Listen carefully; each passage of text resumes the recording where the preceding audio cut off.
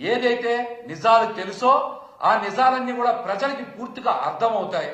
జగన్మోహన్ రెడ్డి గారు లేవనెత్తిన అంశాల ద్వారానే చంద్రబాబు నాయుడు గారి ముఠ అర్థం చేసుకొని ప్రజల నుంచి దృష్టిని మరల్చడానికి, ఆ నిజాలని ప్రజలకు నుంచి కొత్త కొత్త అబద్ధాలతో వారందరినీ కూడా దృష్టి మరల్చడానికి నిత్యం చంద్రబాబు నాయుడు గారి ముఠ ప్రయత్నం చేస్తూనే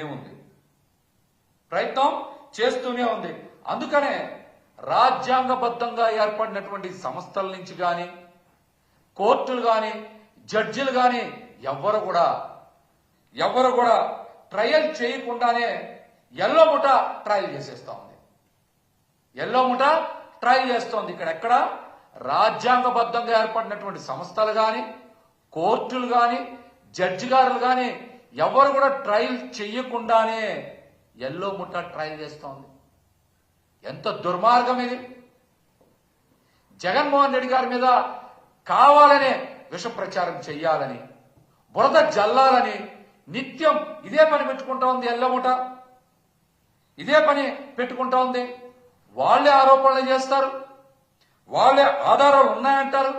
చివరికి ఆధారాలన్నీ కూడా చెరిపేశారని కూడా వాళ్లే అంటా ఉన్నారు.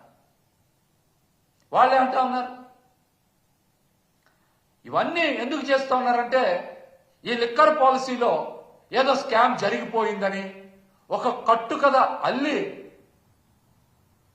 కక్షపూరితంగా కొంతమందిని ఇరికించి జైల్లో పెట్టారు. వారందరూ ఇప్పుడు కోర్టుల దగ్గర బెయిల్ పిటిషన్లు వేస్తుంటే మళ్లీ సరికొత్త ఆరోపణలు చేసి వ్యవస్థల్ని ప్రభావితం చేయాలని నానా రకాలుగా ప్రయత్నాలు చేస్తూ ఉన్నారు. అందులో భాగంగానే రోజుకొక కొత్త బేతాళ కథ అల్లుతా ఉన్నారు.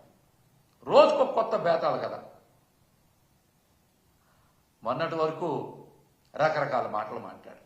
ఇప్పుడేమో కొత్తగా ఇంకొక బేతాళ కథ సృష్టించి డేటా మాయమైపోయింది, డేటా డిలీట్ చేశారు, డేటా కనబడట్లేదని ఒక కొత్త కథ మాట్లాడుతూ ఉన్నారు. ఇది ఒక కొత్త బేతాళ కథ. ఇది ఇందులో 350 టెరాబైట్ల డేటా లేకుండా డిలీట్ చేశారని, ఫోరెన్సిక్ కూడా దొరకకుండా చేశారని కొత్త బేతాళ కథలో రాశారు. దీన్ని బట్టి రాష్ట్ర ప్రజలందరికీ మాకు అర్థమవుతుంది ఏంటంటే,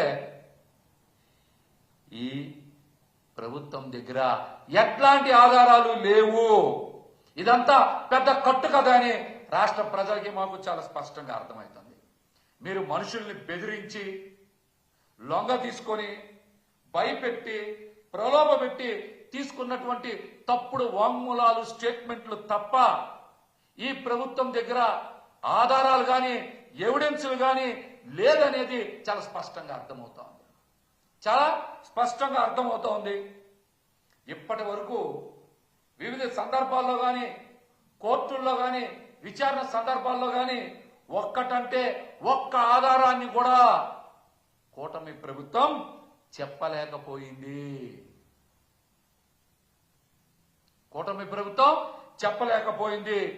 డేటా డిలీట్ చేసిన అంశంలో ఏపీ బెవరేజ్ కార్పొరేషన్ కి సంబంధించిన అంశం. డేటా డిలీట్ అయితే బెవరేజ్ కార్పొరేషన్ మీద మీరు ఎందుకు కేసులు పెట్టడం లేదు? ఈ బాధ్యత మొత్తం కూడా ఆ డిపార్ట్మెంట్దే కదా.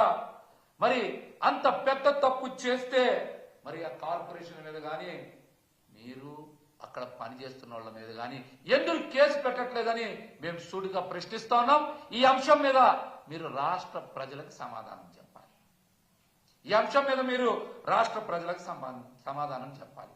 ఒక బెవరేజ్ కార్పొరేషనే కాదు, డేటా కావాలనుకుంటే మీరు వివిధ కంపెనీలకు సంబంధించినటువంటి లిక్కర్ సరఫరా, ఎగుమతులు, కొనుగోళ్లు, ఎక్సైజ్ మినహాయింపులు, ఆర్థిక లావాదేవీల వ్యవహారాలు కూడా మాయమయ్యాయని చెప్తున్నారు కదా. మరి అది నేరమే కదా.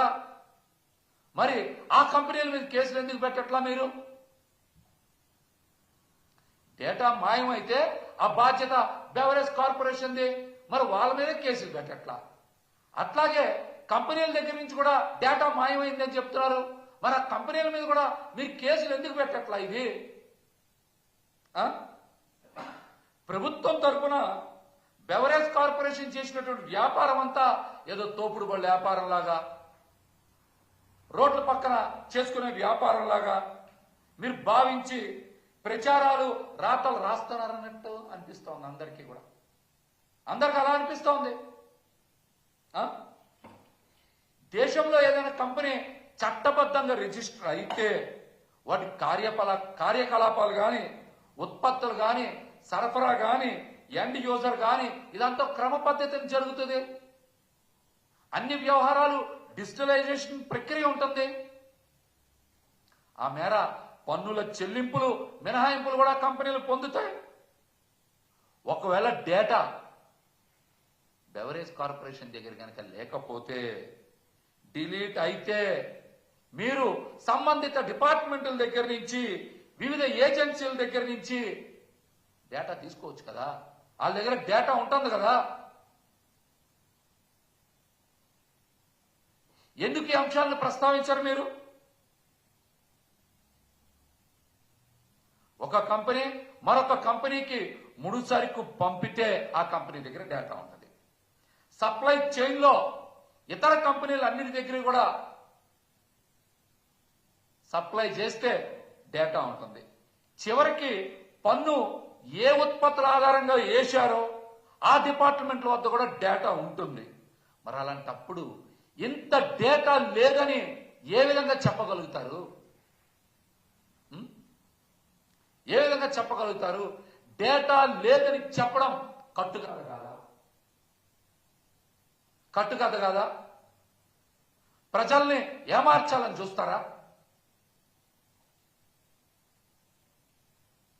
దీనికి చంద్రబాబు నాయుడు గారు కూటమి ప్రభుత్వం సమాధానం చెప్పాలి.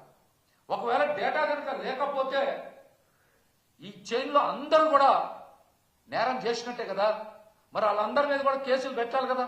బెవరేజ్ కార్పొరేషన్ మీద పెట్టాలి, కంపెనీల మీద పెట్టాలి, లేకపోతే వివిధ ఏజెన్సీల మీద కూడా కేసులు పెట్టాలి కదా. ఎందుకు పెట్టరు మీరు? ఎందుకు పెట్టరు? ఇది కట్టు కదా, బేతాళ కదా, లేకపోతే కల్పిత కదా? చంద్రబాబు నాయుడు గారు మీరు సమాధానం చెప్పాలి ఈ అంశం మీద. చిన్నపిల్లల్ని అడిగినా చెప్తారు డేటా ఎక్కడ దొరికిద్దో. ఇంత మాయ ఏంటి?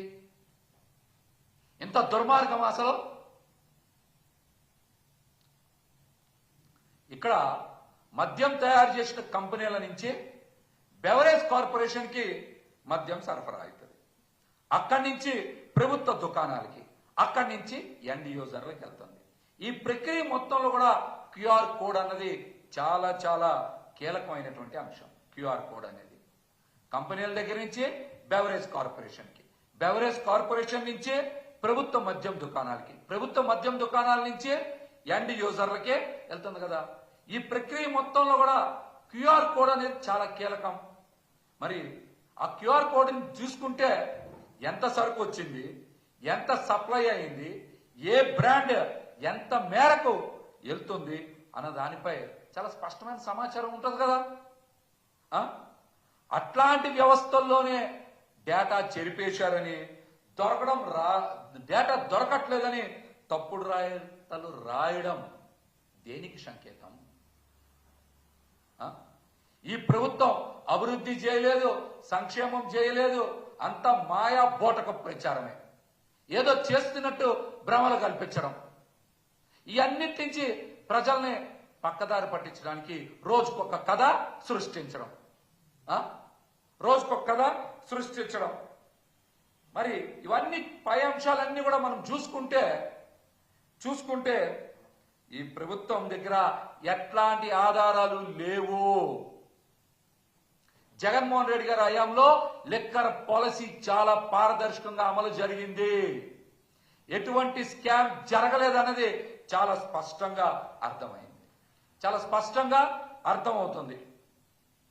మీ దగ్గర ఉన్నవన్నీ కూడా తప్పుడు వాంగ్మూలాలే కదా. బెదిరించో, లొంగ తీసుకొనో, ప్రలోభ పెట్టో తీసుకునే కదా. ఇవి న్యాయ పరిధిలో వీటికి విలువ ఉండదు, వీటికి విలువ ఉండదు. పదే పదే చెప్తా ఉన్నాం, ఆరోపణలు మీరే చేస్తారు. అవినీతి జరిగిందంటారు, మళ్ళీ ఆధారాలు మీరే లేవని రాస్తా ఉన్నారు. దీన్ని ఏమనుకోవాలి? మీ ఊసర వెళ్లి రాజకీయాల్ని ప్రజలు చాలా నిష్టంగా గమనిస్తా ఉన్నారు, చాలా నిష్టంగా గమనిస్తా ఉన్నారు.